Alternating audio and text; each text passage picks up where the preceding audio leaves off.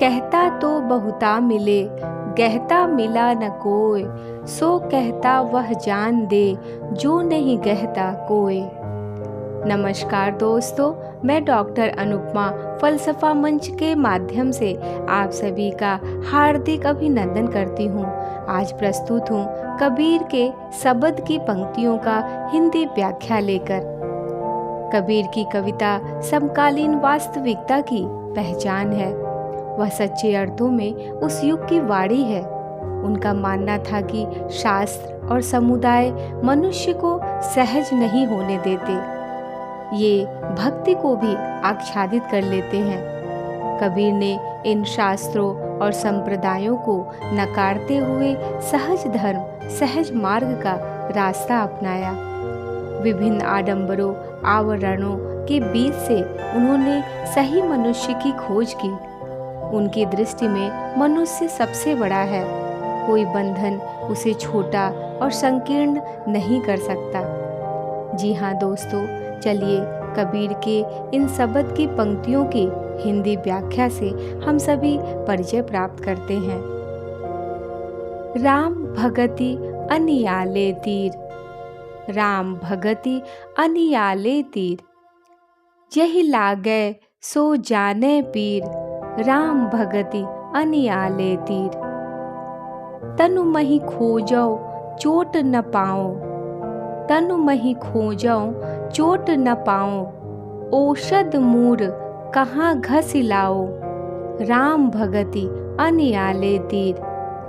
एक भाई दीसे सब नारी, एक भाई दीसे सब नारी। ना जानो को पिए ही पियारी, राम भगति अनियाले तीर। कहे कबीर जाके मस्तक की भाग, कहे कबीर जाके मस्तक की भाग। सब परिहरि ताको मिले सुहाग, सब परिहरि ताको मिले सुहाग। राम भगति अनियाले तीर। कबीरदास जी इस पद के माध्यम से कहते हैं कि राम के प्रति प्रेम भक्ति नुकीले तीर के समान है।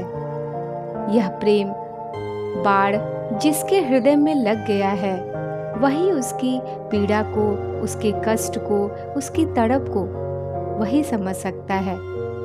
प्रेम बाण सामान्य बाण से भी विलक्षण होता है। सामान्य बाण की चोट शरीर पर दिखाई पड़ती है, अतः उसका औषध द्वारा उपचार किया जा सकता है। किंतु प्रेम रूपी बाण का जो घाव है, वह सारे शरीर में खोजने पर भी दिखाई नहीं पड़ता।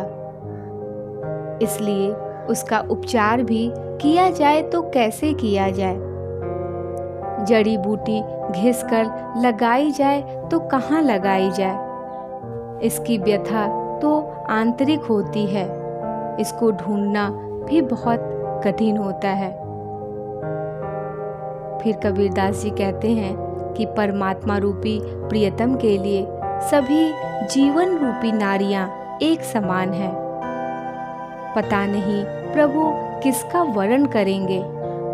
वे कहते हैं कि जिसका भाग्य जगा है, जिसकी किस्मत चमकी है, अन्य सभी जीवों को छोड़कर उसे ही प्रभु का सुहाग प्राप्त होगा, अर्थात उसे ही प्रभु का सानिध्य प्राप्त होगा, प्रेम प्राप्त होगा।